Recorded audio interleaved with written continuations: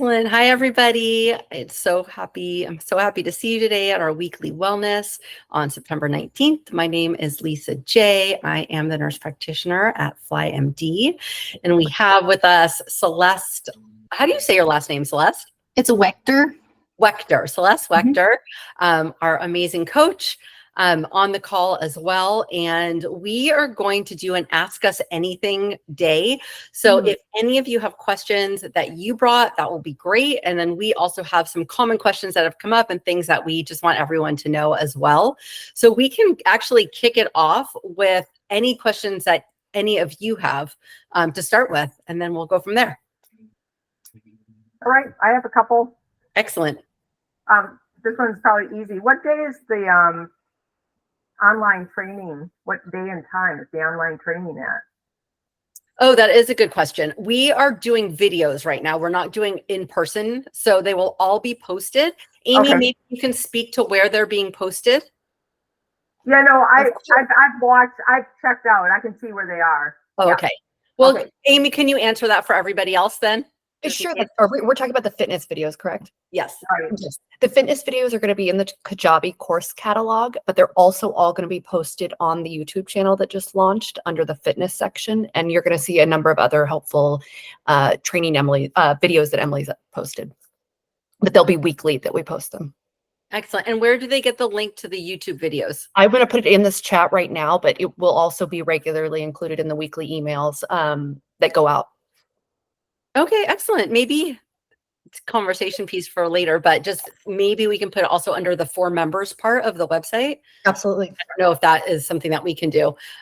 Okay, excellent. Great question, Christy. Anything else? Yeah.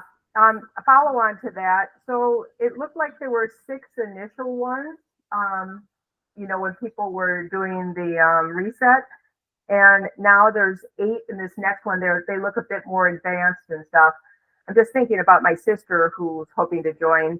And for people who aren't as fit as that, how do they get started? That is a great question. And I am going to let Celeste answer that. Yeah, well, Chrissy, you made a great observation. Those first 6 videos that were originally posted on the Kajabi page are more of a beginner series. And then this next 8-week series that we're now jumping into is more of the intermediate. So I would say that 6 weeks, the initial 6-week series is a great place for most people to start. And also I will say that if that still feels like a little bit for any individual, then you can always tailor back. You can always scale down just a little bit. Okay. And this actually brings me to another point that we were going to talk about, but it dovetails perfectly. So I'm going to bring it up that one of the things that we have noticed is that people are feeling like really excited to do everything in FLI and everything we have to offer, which we love. And also, you know, exercising for some people, it's really hard to get in a consistent pattern. And the idea of like putting on a 30-minute or an hour-long video and actually doing that in their busy days seems difficult and challenging, and like people end up kind of beating themselves up about it. And I was one of those people too. So I, 1, am not in the best shape that I could be, and 2, getting a whole hour to sit and exercise and put my gear on, it just seemed excessive. So I met with Emily to get my fitness assessment done because I can see what you're all going through. And she has the most amazing kind of philosophy about fitting exercise in where you can. She calls them exercise snacks. And so I kind of took that on and I bought myself a little treadmill at home, one of those like little like under desk ones. It's got a little elevation. It goes up to 5 miles an hour. And I got myself some very basic weights and a little band. And she gave me exercises that I can do in 5 to 10 minute increments in between things that I'm doing. And I like, there's no way your sister is less fit than I am. Unfortunately, that's the one area of my health that I've let go. So it is amazing. And I feel so great. So in between, on the phone, on a video with a patient, writing notes, and then I have a break. I get on my treadmill, walking with my 5-pound weights only, do 5 minutes of exercises outside, whether it's lunges or bands or squats that she showed me how to do. That's it. I'm done with my little snack. I'm building up my muscles and I go back to work. So it has been a game changer because I no longer feel like a failure for not being able to work out for an hour every day. Instead, the entire day, I'm doing this 4 to 5 times a day.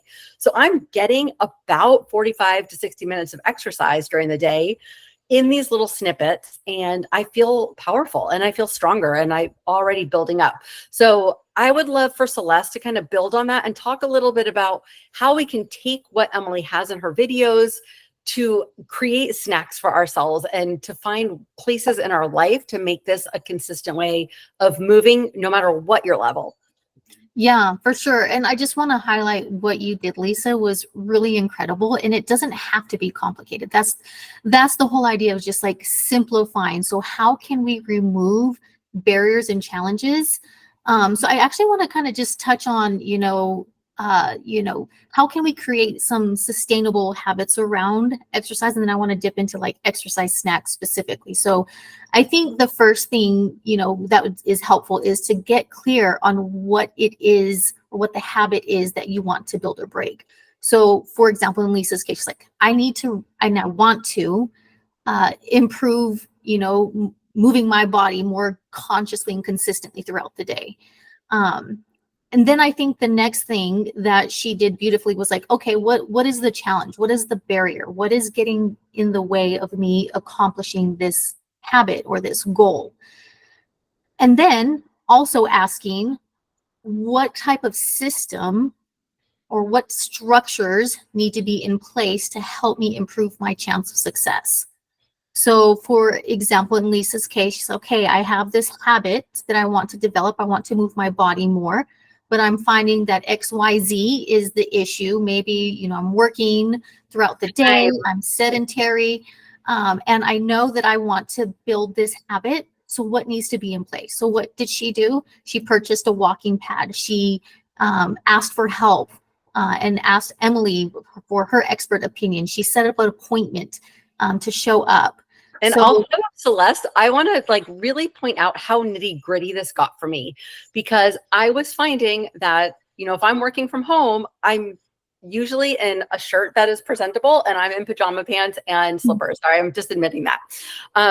And what I found, the simplest thing that takes me 1 minute every day is I actually just get dressed every morning. It doesn't matter if I'm working home all day.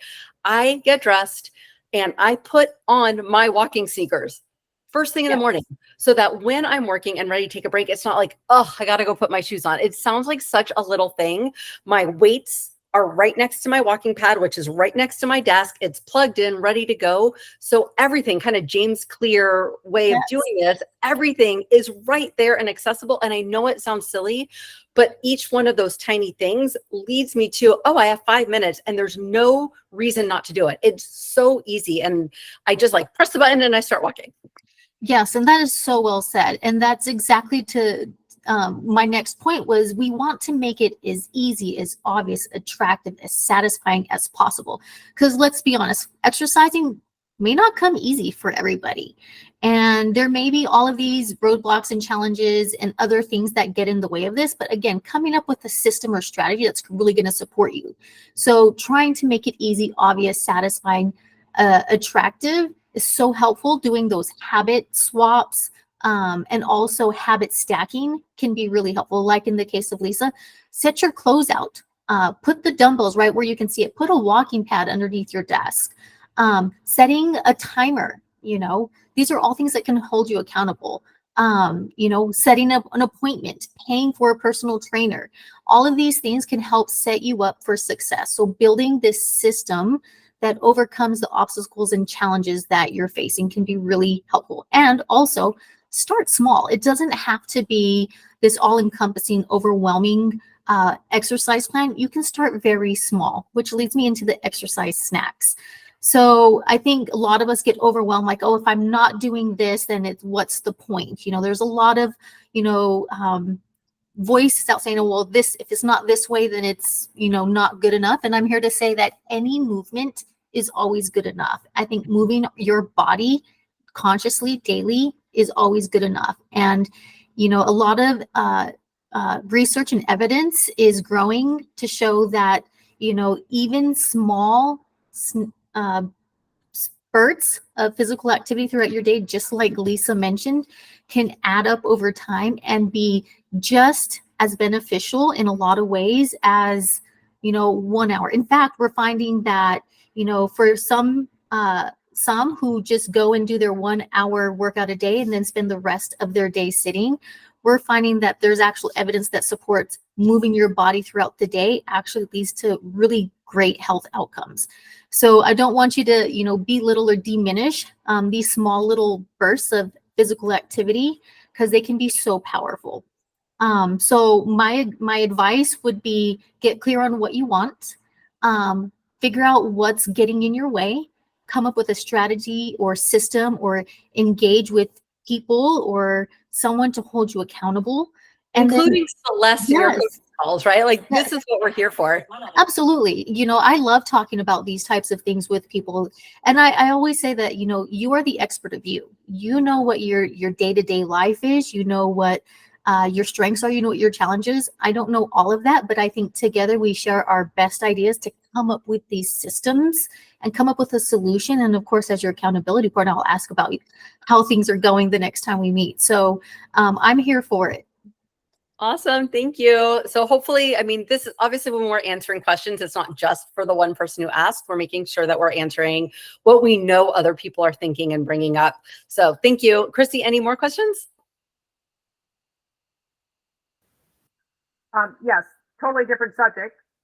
Bring it on. So the estradiol patches that I'm about to start, Yep. it says put them in alternate locations each time. Where are people putting them, and how many rotations? You need to have 3 places where you put them. Nope, 2 is fine. And the reason we do that is one, the receptors can get a little oversaturated in that one place. And 2, it can be irritating, right? It's an adhesive. It tends to be hypoallergenic. There have been very few patients I've had that had issues with it. But if you keep it in the same place all the time, you can get a little irritation. So I do recommend lower abdomen is a good place to put it. If you find that when you're moving around or your pants hit right there and they're not staying on, you can also put it on your upper buttocks. You can put it on your thigh. You don't want to put it you can even put it on your outer arm, although it'll show if you're wearing a sleeveless shirt. You don't want to put it anywhere near your breast. So lower abdomen is underneath your belly button, and you can just change it from side to side and it will never be in the exact same location. So I find that that's perfectly fine, just changing it from side to side. Okay. And if you feel like you want 3 or 4 different sides, it can all still be the lower abdomen and just like lower and higher lower abdomen. Okay. And they're fine going in the water, I take it? Yep, they're fine. So you are more active than most. Yeah. So the vast majority of people have had no problem. And it also depends on how oily your skin is naturally, how much you sweat. So I have had people who regularly swim every day and have had no problems. And I have other people who barely exercise, and for whatever reason in their skin, it doesn't stay on as well. But for most people, it stays on just fine. So you can try it and see.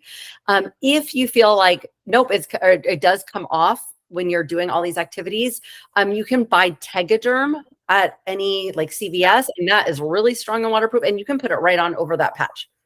Okay, sounds good. Yeah. Any other suggestions? I'm getting up the guts to start. Well, if you want to hop on a call, I'm happy to do that. But if you like, I think, we've talked about it. I think you are going to find some really great benefits. And if anything comes up that feels like it's not good, or you're not sure if a symptom is related, or you have any questions, you just reach out at any time. Yep. Like it can be like a little nervous starting something new. And also remember, every cell in your body is programmed to utilize estradiol. Mhm. And right now your body doesn't have any. And so you're giving your cells something that they are thirsty for.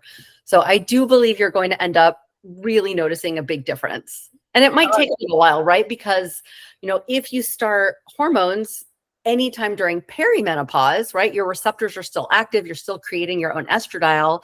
But once you get postmenopause, years out of that, your receptors are not as active anymore. So we do start low when you start postmenopause, and we work our way up to a higher and higher doses as your receptors become more activated. So it might not be overnight. Like some people in perimenopause might within a week find out their hot flashes are gone, right? For you, or anyone starting after menopause, you might find a slower ramp up to feeling better, but I still am very confident that this is going to be great for you. Okay, awesome. I have one more totally unrelated question to all Wait, these. before you go on to that, Christy, Carolyn said she has to leave after half an hour. Can we check in and see if Carolyn has any questions? Awesome. Carolyn? Oh, hi, Lynn. Lisa, thank you. Lisa, thank you. I'm good. I'm enjoying listening in. So appreciate you calling on me, but I'm just a sponge absorbing and learning. Thanks. Excellent. And then Erin, you're here too. Do you have any questions? I don't know if you can unmute yourself or not. Sorry, he was working on unmuting. No, I don't have any questions. I'm just listening in. Excellent. All right, Christy, go ahead. Okay. Okay. Seed oil is not supposed to be good to use, right? The kind that is processed seed oil that has gone through layers and layers of processing is awful for you. Okay. Something like cold pressed sesame oil is completely fine. So it just depends on the seed oil. The vast majority, anything you're going to find at like Safeway or Lucky, like a major supermarket under that section is most likely not going to be ideal for you and it is dangerous. Same thing with vegetable oils that are, yellow in a clear bottle. They cause oxidative stress in your body. They don't have health benefits. They are overly processed. They don't have any relation to what is found in that plant in nature. So we really want you to stay away from that and really focus on natural oils, things that are cold pressed. Olive oil is cold pressed. Avocado oil is cold pressed. Cold pressed sesame oil is good. So things like that. Okay. So I think you answered the question probably, but so sunflower seed butter, that's raw sunflower seed. Totally fine. Enjoy it. Yeah. Okay, great. And then somebody on our chat brought up a new kind of oil, which looks really interesting. It's made out of algae. And I think it's called, I forgot what it's called. Hold on, let me look it up real quick because it was so interesting. And I really got stuck down a rabbit hole one evening and just like spent an hour or so looking at it. And it was really interesting. And it looks really promising. It's really good for the environment. It is made from algae that they make in a lab, and then they use sugar cane from Brazil that uses natural water to feed that algae to create the oil, and then they like cold press the oil. So there's no antibiotics used, there's no pesticides used, there's no over processing. It's just cold pressed, and it has a very high smoke point. So I think it was like 515 degrees, like one of the highest smoke points. And all of these Michelin chefs and other people have gone into it. So we had a whole conversation. I can't find it right now in the FLI reset. So you can look back at it. Yeah, Lisa, I think the only thing that I pointed out that, because I spend a lot of time in Hawaii, and they use a lot of pesticides on sugarcane. Yeah, I'm not sure about Brazil, like what that is. I couldn't find it, but the company does say that there are no pesticides or antibiotics used in the processing of it. So I don't know if it's how they're using that sugar cane to feed the algae and whether because it's a source. But I couldn't find any details on it. But overall, it looks promising. I can't like 100% say anything. I don't know if Gwen or Celeste, you know anything about this oil? I don't. I looked at it briefly and I wanted to hear your thoughts on it, but it certainly looked interesting to me. Yeah, it looks really hopeful too because of the high smoke point, because it's great for cooking, because it's regenerative. And if you think of something like avocado and olives, like how much land, how much water that takes. So I'll keep looking into it and see if I can find any more information, maybe even try to reach out to someone in the company to get information about that pesticide question. So Lisa, I just, wish I would have done this earlier, but in chat it says, yes, Brazil uses pesticides on sugarcane, and it's one of the crops that use the most herbicides in the country.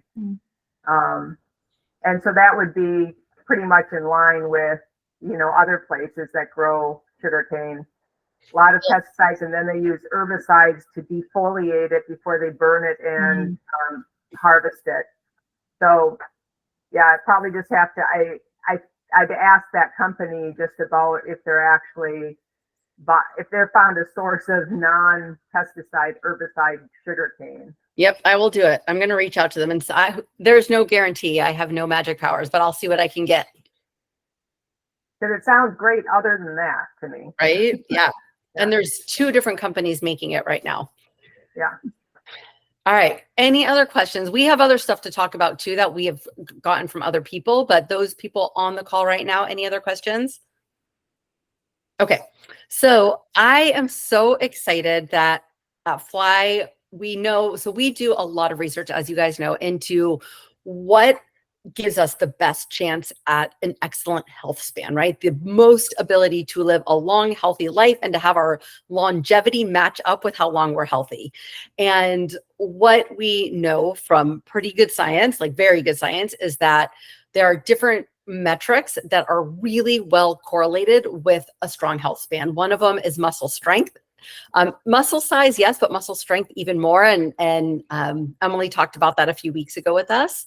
And another one is VO2 max, which is the way your body utilizes oxygen.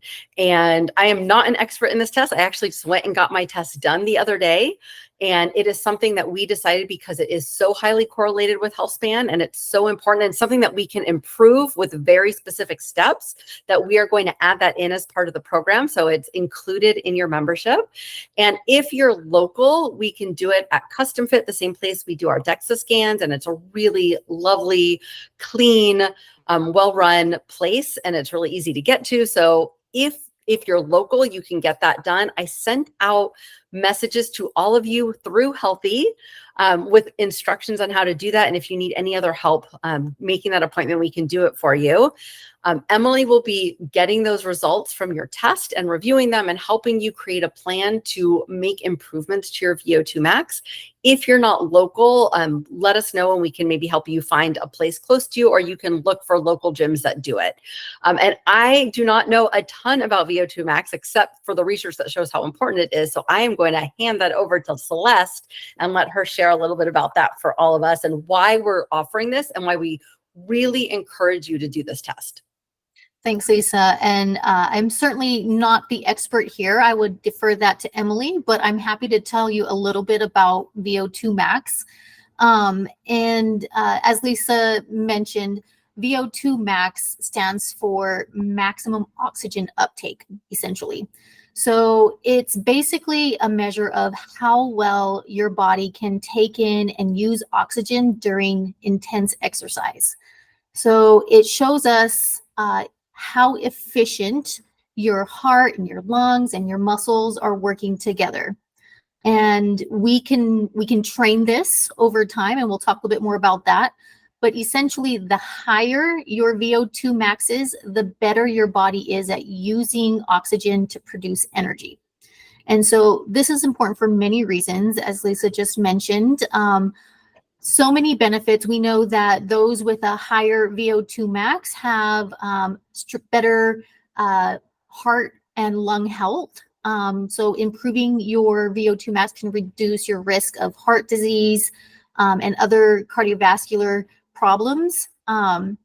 As Lisa mentioned, improving your VO2 max also, there's a lot of science and evidence that say that as your VO2 max increases, so does your longevity and health span. So people tend to live longer with a higher VO2 max. Yeah. In fact, Peter Attia recently, I guess it hasn't been too recent, but he released a really great podcast that I can put a link in the show notes or share with others.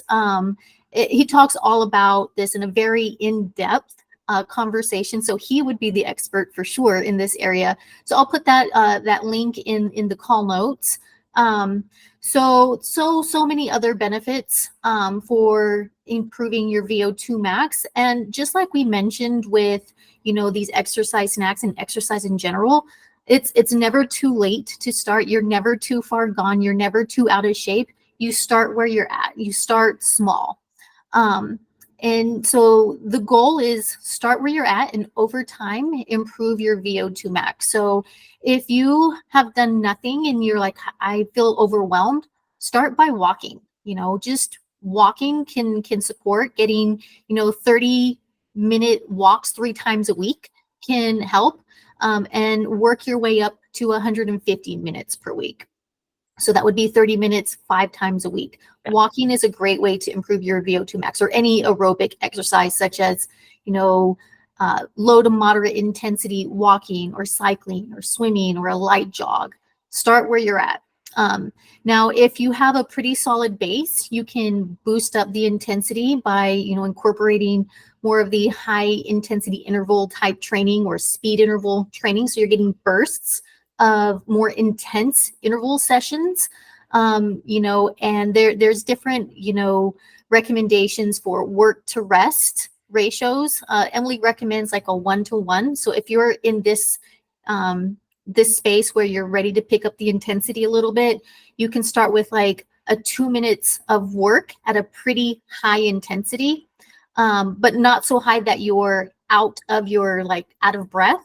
So pretty high intensity. So 2 minutes of work followed by 2 minutes of rest. So you could follow that 1-to-1 ratio. You could even increase that over time, maybe 3 minutes of work to 3 minutes of rest, or even 4 to 4. So the idea is, again, use intervals with a 1-to-1 ratio. So yeah, I guess my recommendation is start where you're at. You can start by walking. You can increase the intensity over time and then start dipping into the higher intensity interval efforts and the speed interval efforts. And of course, if you have questions or you need support, Emily is the expert here. Lean onto her. She can write out a specific plan for you based off of your VO2 max test results. She'll give you, specific guidance. And of course, I'm here to support you through that. So yeah, any questions for me?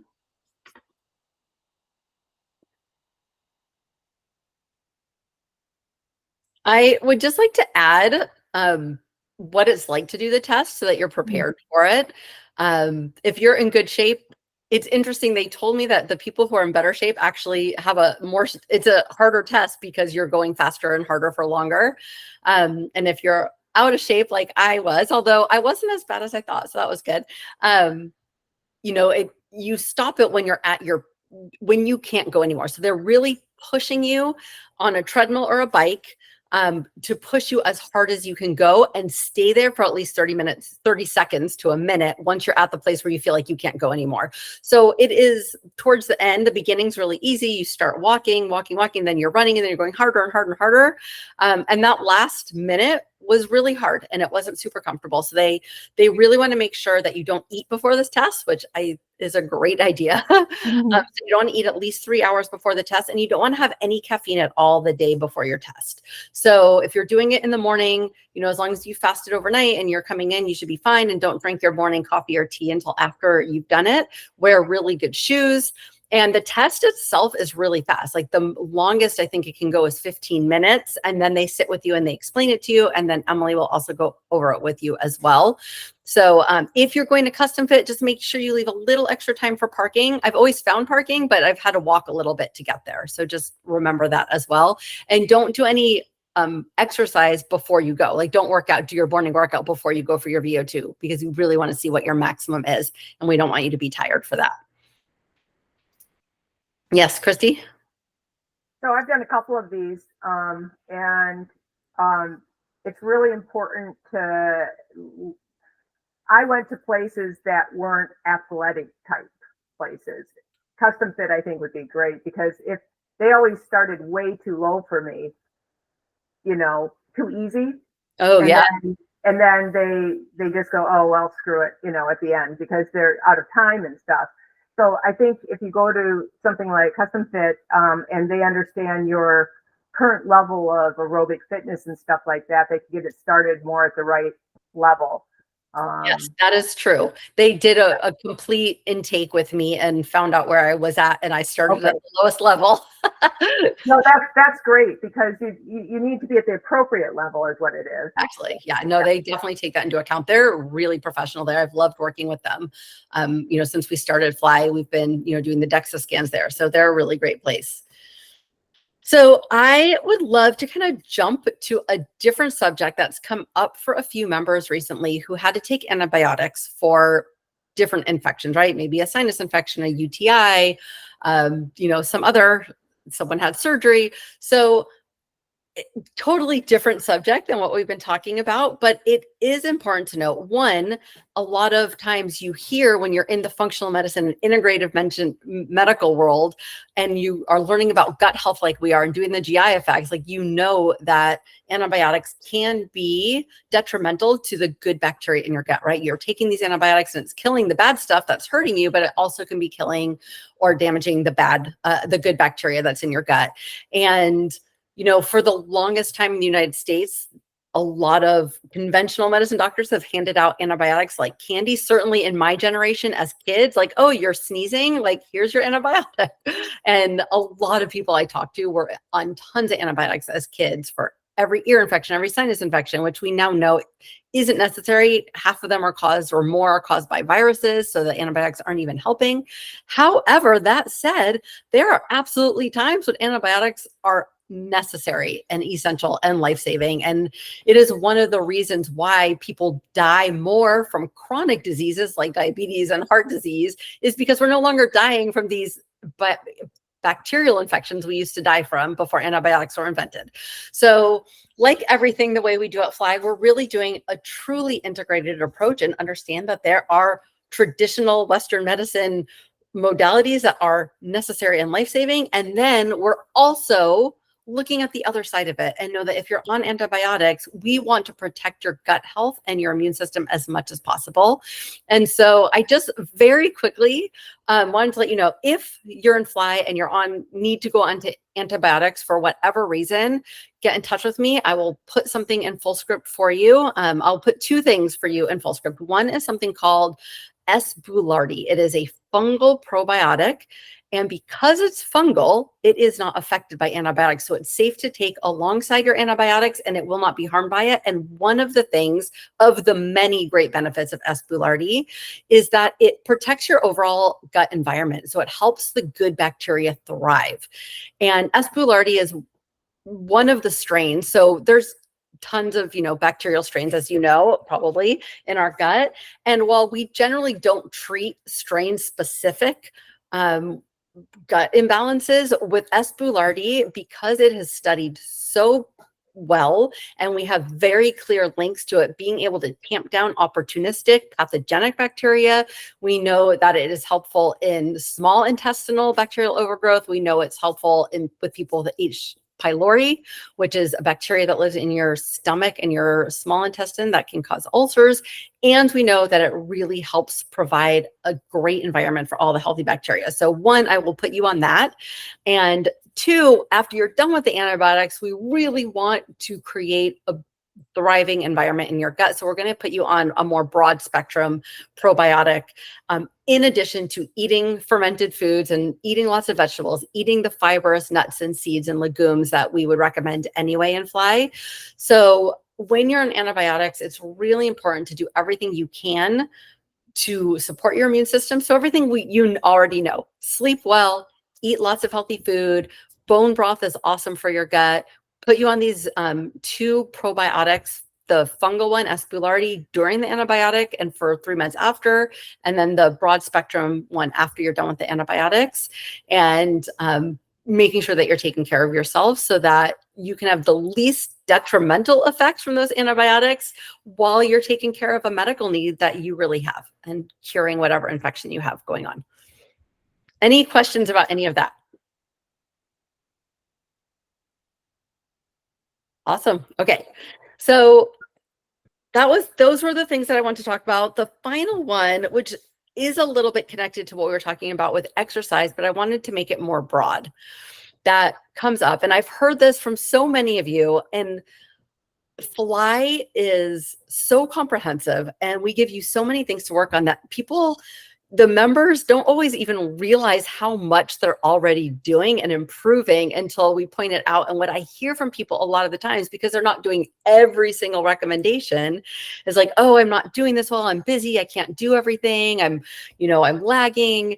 And it's really interesting. And when I look at what these people have done, what you have done, you're on hormones, you're getting those balanced. Maybe you've optimize some of your other medications that you're on for other conditions. Maybe you've changed the way you've eaten. Maybe you start doing some of the hacks for the blood sugar control, or have changed your sleep routine. And even though you haven't been able to do every single recommendation, you've already made such great progress. You're sleeping more hours, you're feeling more balanced, your moods have gotten better, you feel stronger emotionally and physically, you have resilience.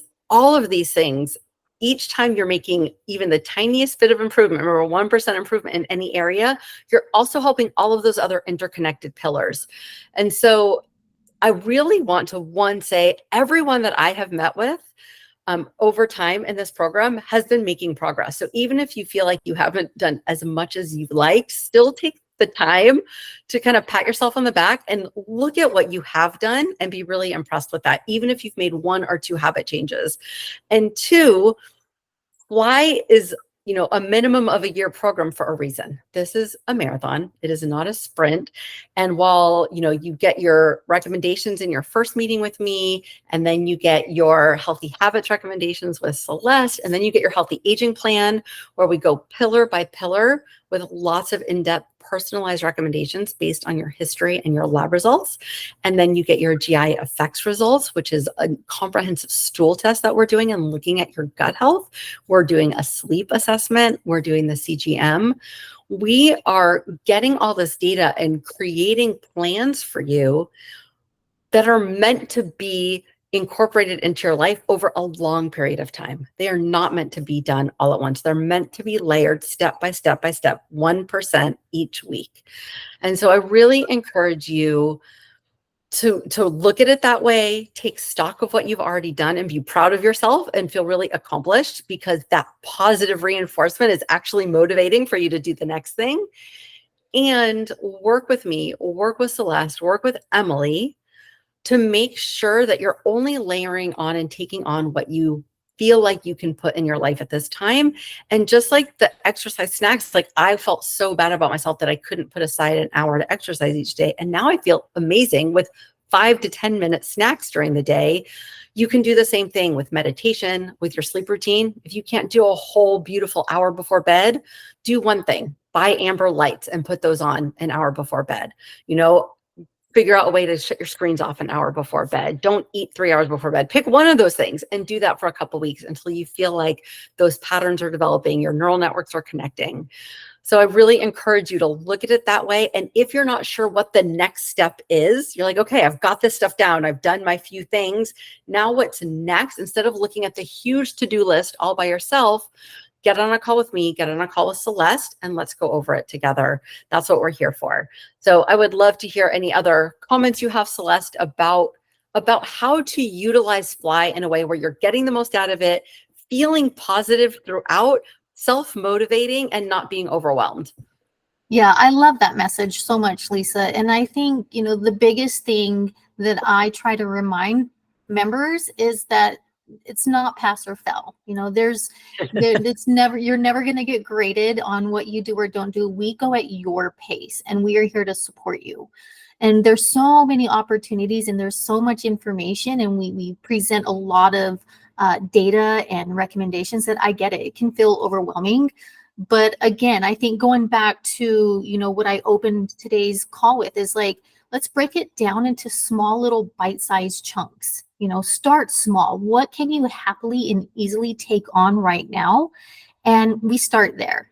And, we communicate, we collaborate, and we come up with a system and a strategy that works into your daily needs that is going to support you in whatever it is that you're wanting to focus on. And so once we, get the ball rolling, and it opens up more capacity for more. Just like Lisa, she felt a little overwhelmed with, oh man, I'm not, getting this full hour, but she started small. She broke it down into little bite-sized chunks. And now she's like, I can conquer the world. And that's what we hope, that you feel that way also. It doesn't have to feel overwhelming. And if you are feeling overwhelmed, that's okay. Hop on a call with myself, with Lisa, and let's kind of dial in into 1 or 2 small little things that really will make a big impact. And let's make that simple and easy and doable and attractive. And let's employ some of these, tips and tricks and techniques that we talk about. And let's make it so easy that you can prove to yourself that you won the moment, you've won the day. And when that feels so incredibly easy and just becomes a part of what you do, then we just layer in the next little piece. And I love what Lisa said. This is not a sprint. It is a marathon. There's a whole healthy aging plan that we can tap into over the course of a year and beyond. And it's meant to be that way. We're not supposed to do it all at once. It's supposed to be just layered by layer. So that would be my recommendation is, again, think about what it is you want. Think about what might be getting in your way. Ask for help or set up a system, whether that's, getting on a call with myself or purchasing a few pieces of equipment. Maybe it's getting a tracker of some sort. Maybe you're tracking your steps and that's your goal. Find a system of support that's going to help you hold you accountable and increase your chances of success. Start small and go at your own pace. There's no pressure to do it all at once. And it's okay if you feel like you're failing. I promise you, you're not. You're here, you showed up, and we're here to support you. That's what we do. We love to be here for you. And so we are here for it. So happy. And just to kind of remind you all, if you feel like some of your stumbling blocks and obstacles are in your ability to plan meals, to shop, to know what to cook, to organize your house in a way that really works with your lifestyle, Gwen offers amazing service to come into your home and help you do that. And she's coming to my home soon to do it for me. And I'm really excited to share with you all my experience. Might even videotape some of it to see what it's like so that you really have everything you need right in front of you. Put away the stuff that is not serving you, that you want out of your life, put the things there that you do want easy access to, and work on that. And last call for any new questions. And if not, we can definitely close on this, because I think we have covered a lot today. And I really want you to be able to take the time to think about how you're going to create those systems and where you need support and how we can support you. So Erin or Christy, any questions, last questions? All right, awesome. Well, thank you guys so much for being here and for watching this replay, and we'll see you next week. Take care.